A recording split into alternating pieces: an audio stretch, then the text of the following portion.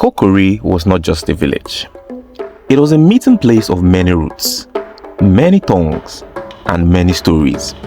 In Kokori, the morning did not wake to silence. It woke to life, to the rhythm of pesos pounding yam, to laughter rising from courtyards, and to greetings spoken in different voices, yet understood by all. Wrappers of many patterns danced in the wind. Beads clicked softly against skin, and the scent of spices drifted through the air. Here, no one asked where you came from, because Kokori had already made you its own. The earth gave freely. The crops rose strong from the soil. The rivers flowed without end, feeding both land and spirit. Children ran barefoot through open paths, their laughter echoing beyond the trees. Elders sat beneath wide canopies, sharing stories older than memory. And as the sun set each day, the village gathered, not as strangers, but as one people. In Kokori, life was not divided, it was shared, and every sunrise felt like a promise that tomorrow would be just as full. Then something shifted, not with thunder, not with warning, but quietly, like a whisper no one heard, until it was too late. The soil began to fail them. Crops that once stood tall returned thin, weak and bitter. The rivers no longer sang. Their water slowed, then shrank, leaving cracked earth behind. The wind changed. It no longer carried laughter, but something colder, something wrong. Then came the silence. Children who once ran through the village grew weak. Their laughter faded, replaced by quiet nights and worried eyes. Livestock fell, one after another, and the drums stopped. No songs, no celebrations, only whispers and fear moving from door to door. Kokori was no longer whole, and for the first time, the people did not know why. The elders did not speak of fear, but it sat with them. In their silence, you could hear it. So they gathered beneath the fading light of the evening and made their way to the one who listened when others could not. The oracle. She stood in their midst, beside a quiet fire, its flames low, as though even it felt the change. She was old, not just in years, but in knowing. Her eyes did not search. They already knew. The elders spoke of failing crops, of dying rivers, of children growing weak. And when they were done, the night answered with silence. The oracle did not rush. She watched the fire, as though listening to something deeper than words. Then she reached for her staff. The wood touched the earth, and the air shifted. And she said, 4 daughters of Kokori, born of this land, will go into the shadow forest and retrieve a seed from the tree of life. No one spoke. The elders waited, but no more words came. No explanation, no warning.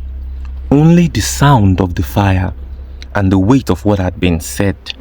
And in that moment, Kokori had been given a path to redemption. By first light, the village had already begun to gather. Word had spread, not loudly, but fast enough. Daughters of Kokori were called, not just any daughters, but those born of its soil, raised by its seasons, and not yet past their 18th year. They came in numbers, young women, strong, hopeful, and afraid. Some stood tall, ready to be chosen.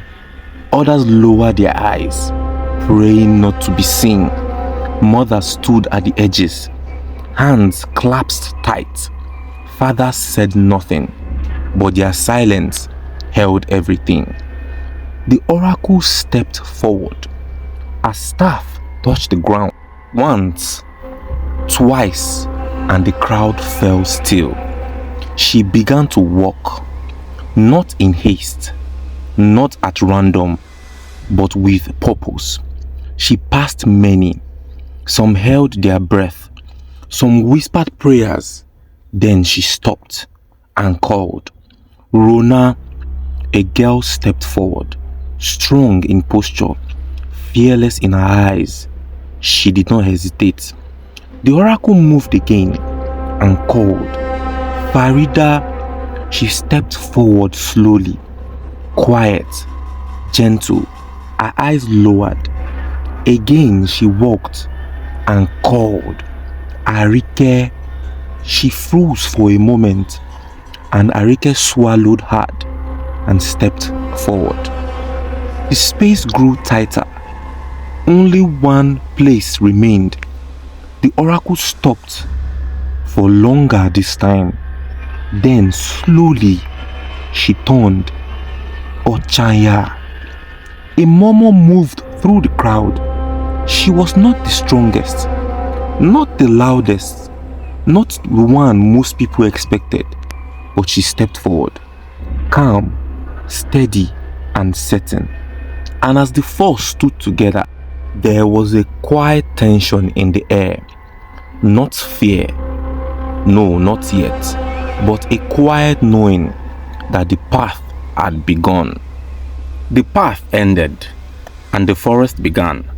Before them stood trees older than memory, their trunks wide, their branches woven so tightly, they swallowed the sky whole. The sunlight faded at the edge, as though it refused to follow. Rona stepped first, then Farida. Arike hesitated, then moved. Ochanya followed last. And the moment they crossed in, the world behind them felt distant.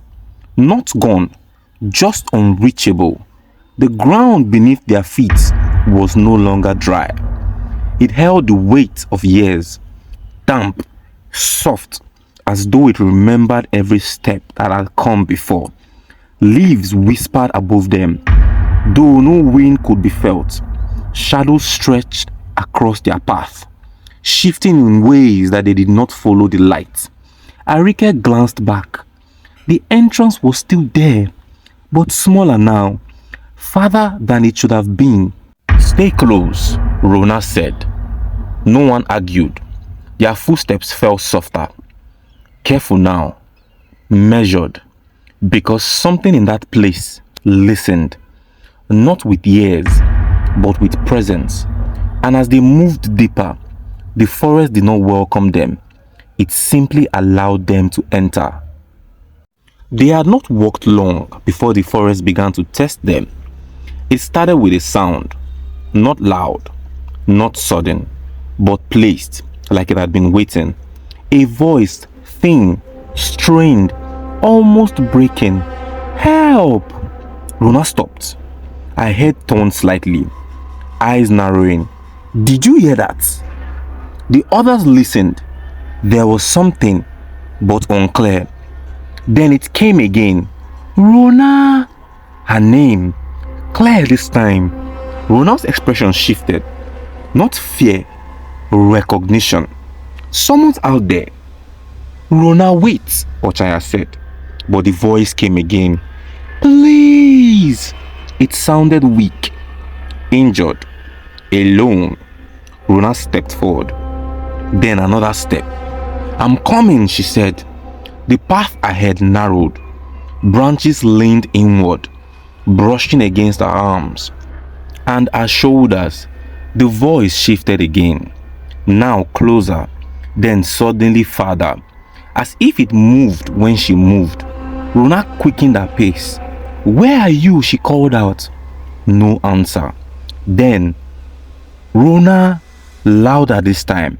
She ran fast, leaves crushing beneath her feet. Branches snapped behind her. The forest tightened around her. The light above dimmed until everything blurred into shadow. Then suddenly, nothing. Only the fog remained. The others stood and called out, "Rona, where are you?" No answer. She was not seen anymore. Fear gripped the others. They wondered, looked at themselves, and wondered again what may have happened to Rona. But they kept moving forward, because standing still was even more scarier than moving forward.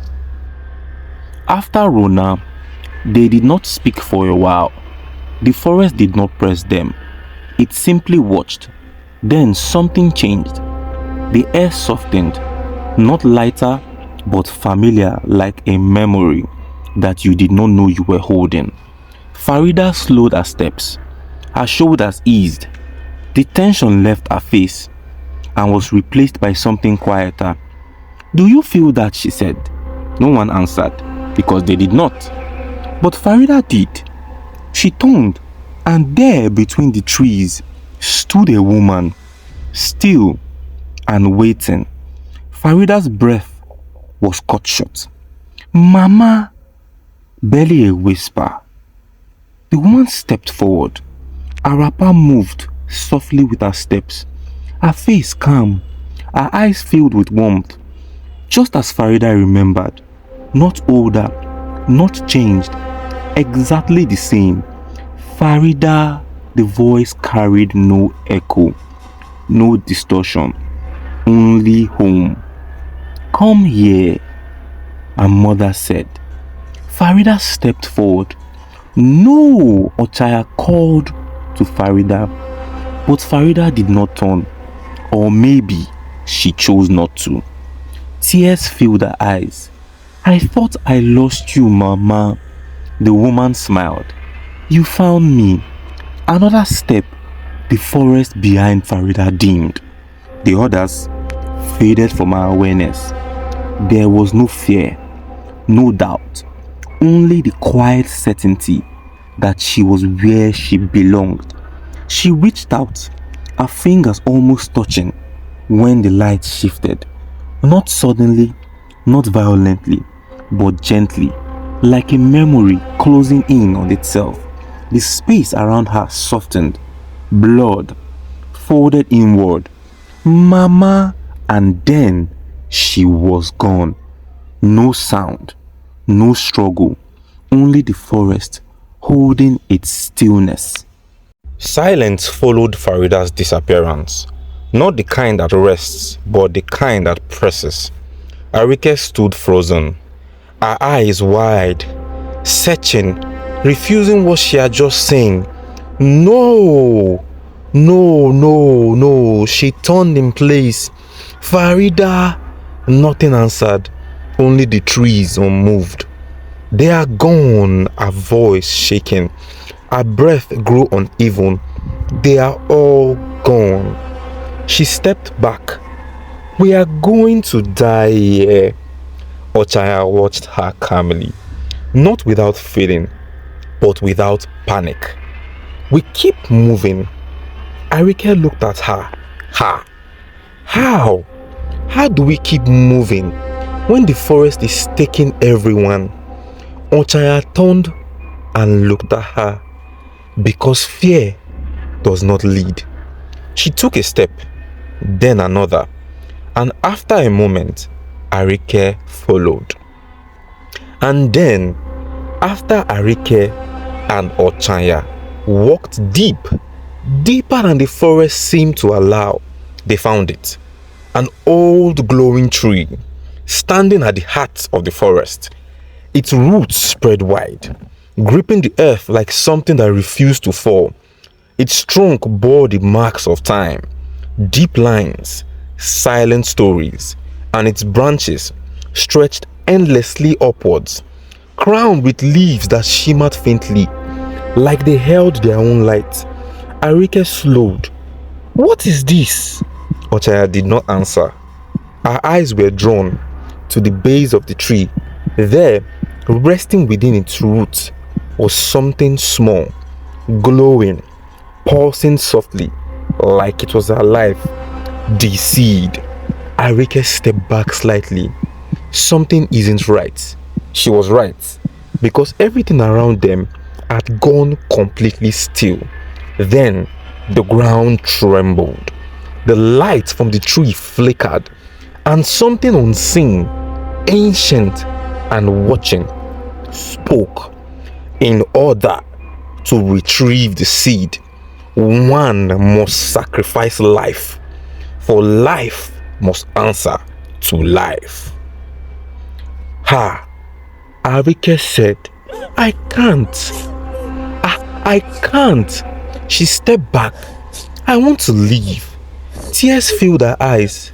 I promised my father I would come back. Ochaya looked at her and nodded. You will. Arike froze. Ochaya said again, you will go back. Ochaya stepped forward. That's okay, because if no one stays, no one returns. And Ochaya chose, not because she was fearless, but because she understood. She stepped into the light, and as she did, the ground beneath her faded. The light rose, wrapping around her, lifting her gently. Ochaya! The light grew brighter, swallowing her. Ochaya! Arike ran forward, but the ground split beneath her feet. She screamed, and the earth took her. Silence followed. The forest had chosen. The light faded, and gently Ochaya was lowered back to the earth. She stood alone. In her hands the seed. No voices, no footsteps, only memory. And slowly she walked back to Kokori, and when the seed was planted, the land breathed again, and life returned. The villagers rejoiced. They sang, they danced, they called her a heroine. But Ochaya did not celebrate, because she remembered Rona, Farida, Arike, and in Kokori they learned that some journeys do not take from you, they reveal you.